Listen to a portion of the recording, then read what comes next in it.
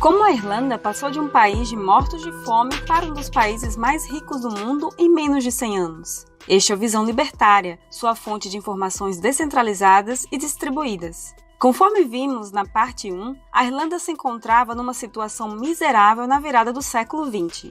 Por causa disso, a ideia de independência do território irlandês começou a ganhar força. Mas por que demorou tanto? Basicamente, o governo inglês vivia prometendo dar a liberdade para os irlandeses, mas naquela promessa no estilo Brexit. E nem era interesse do parlamento deixar ir uma de suas fontes de renda. Quando a Primeira Guerra estava em curso, o governo inglês, em desespero por socorro, prometeu deixar a Irlanda livre caso os irlandeses os ajudassem. Porém, quando a guerra acabou, aquele esquecimento conveniente voltou. Então os irlandeses cansaram de ficar esperando pelo governo e se rebelaram. Tentar parar camponeses famintos era uma coisa, mas parar um exército ainda com armas da guerra é outra bem diferente. Então, a Irlanda finalmente declarou sua independência em 1921. Mas é claro que levou um tempo para o país se estruturar. Mas em 1929, apenas 8 anos depois da independência, já veio uma grande crise global. Vendo essa situação, os políticos irlandeses procuraram um jeito de evitar a crise e se espelharam na União Soviética. Claro que a propaganda soviética era no sentido de que a crise nem tinha chegado lá. Em parte, isso é verdade, já que uma população morrendo de fome não tem como ficar mais morta ainda. Então, a Irlanda passou a estatizar empresas, subir impostos e proibir capital estrangeiro. O resultado dessa política eu nem preciso dizer. Lembra que a fome de batatas reduziu a população na ilha de 8 para 5 milhões?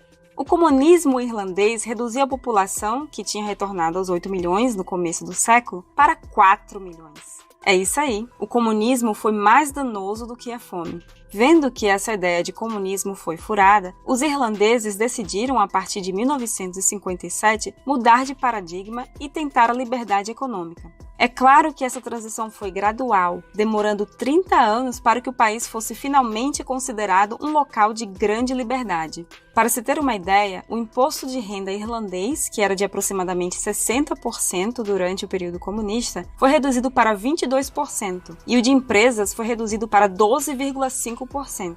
Isso foi um grande avanço, mas não é tudo, pois esse processo foi acompanhado da desburocratização irlandesa, o que também reduziu muito o gasto estatal. Tamanha era a facilidade de fazer negócios que a Irlanda se tornou um ponto muito atrativo para escapar dos impostos estatais. Na verdade, havia um esquema tão praticado que foi apelidado de irlandês duplo com um sanduíche holandês.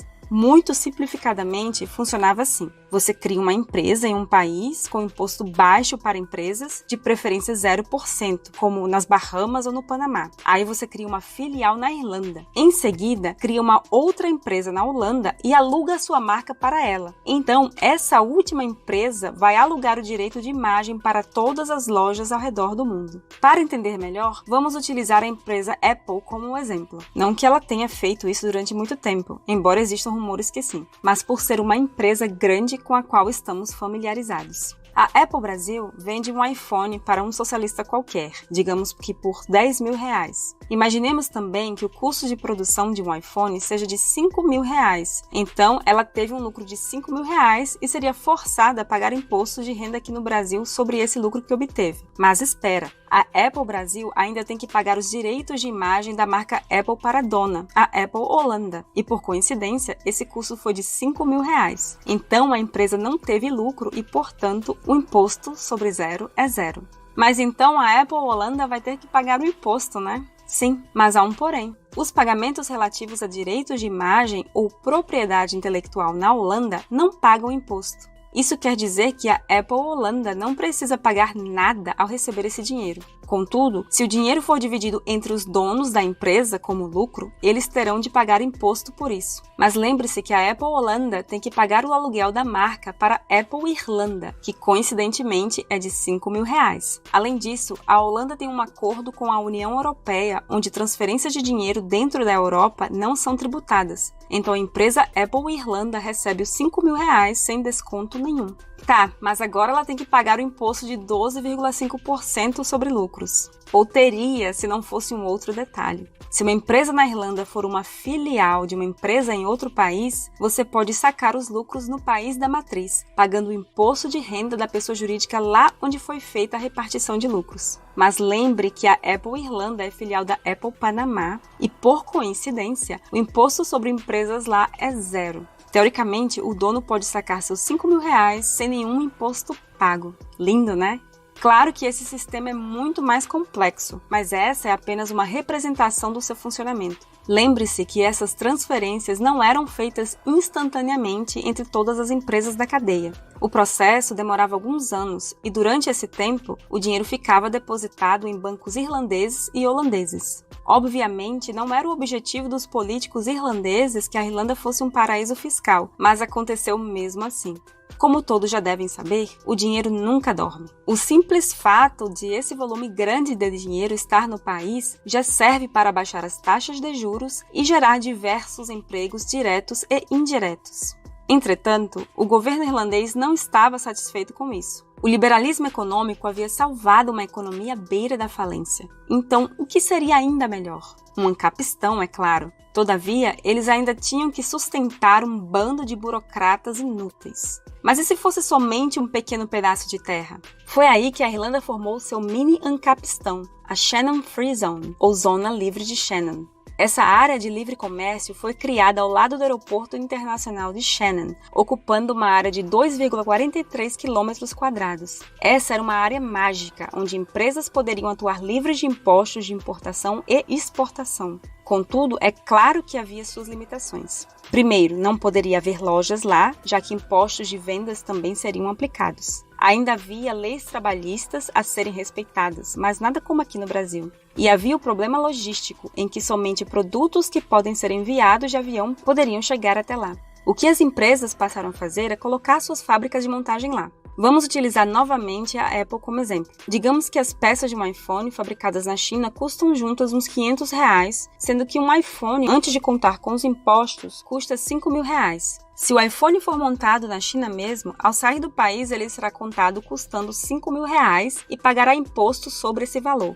Por outro lado, se o iPhone for fabricado aqui no Brasil, ele vai ter que pagar vários outros impostos, além de ter que lidar com a burocracia de todos os países diferentes em que um produto for vendido. Aí entra em cena a Zona Livre de Shannon. A Apple paga o imposto sobre as peças, sobre o valor de R$500, leva para a Irlanda sem pagar imposto, monta os aparelhos lá e manda já montados para outros países sem pagar nenhum imposto irlandês. Companhias como a Intel, De Beers, Lufthansa se aproveitaram muito desse mini ancapistão. Na verdade, a primeira fábrica de montagem internacional da Sony foi na Zona Livre de Shannon.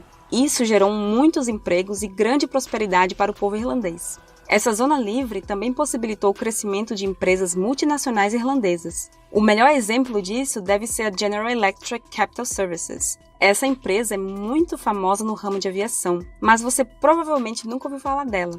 Bom, ela trabalha no ramo de locação de aeronaves, comprando aviões, em sua maioria da Airbus ou Boeing, e depois os alugando para empresas de aviação que precisam de aviões, mas não têm o dinheiro para comprar um. Um fato interessante é que essa empresa também gera uma maior segurança e padronização para as aeronaves. Imagina se todo piloto tivesse de fazer um curso de pilotagem para cada tipo de avião de fabricantes diferentes. Se o seu avião não se adequa aos requisitos da General Electric, você já está perdendo uma grande fatia do mercado.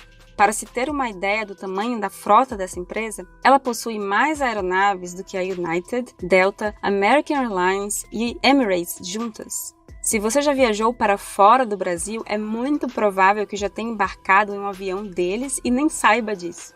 É óbvio que essa magnitude de aviões sendo comprados, vendidos e alugados só poderia ser feita em Shannon. Imagina ter de pagar imposto sobre um avião de milhões de dólares. Por causa disso, a Irlanda se tornou uma das maiores economias globais. Mas é claro que, quando estamos falando de Estado, nunca podemos confiar que boas práticas permaneçam imutáveis. Lembra do duplo irlandês com um sanduíche holandês? Essa prática foi impossibilitada com novas legislações, tanto na Holanda quanto na Irlanda. Até porque, se ainda fosse possível, não seria de conhecimento do público. Pessoas que descobrem brechas da lei para não pagar impostos mantêm suas práticas em segredo, pois na hora em que o Estado percebe, a sede de roubar mais é tão forte que eles tentam abocanhar uma fatia do lucro honesto. Além disso, a Zona Livre de Shannon perdeu todas as suas isenções fiscais em 2003. Claro que muitas empresas ainda permanecem lá, já que estão instaladas lá há bastante tempo e ainda é um país com impostos relativamente baixos. Isso tudo nos ensina uma lição importante. O Estado vê o livre mercado como uma ferramenta. O mercado gera riqueza e uma população rica não tem motivos para derrubar os políticos de seu país. Políticos são a favor do livre mercado até que a situação se estabilize, o que cria o cenário propício para o roubo de recursos de forma mais abrangente. A Irlanda é um ótimo exemplo de como um ancapistão não vai vir de uma concessão estatal, até porque o governo mostra suas garras no momento em que a riqueza fica abundante, querendo sempre se apropriar da riqueza gerada por trocas voluntárias. Obrigado por sua audiência. Esse artigo foi sugerido e escrito por Libby Rhodes, revisado por Paulo Almeida e narrado por Baby Oda. Se você gostou deste vídeo, clique no ícone de curtir abaixo e compartilhe o vídeo em sua rede social. Se você deseja ser notificado de outros vídeos, clique em se inscrever e depois no ícone de campainha. Até a próxima!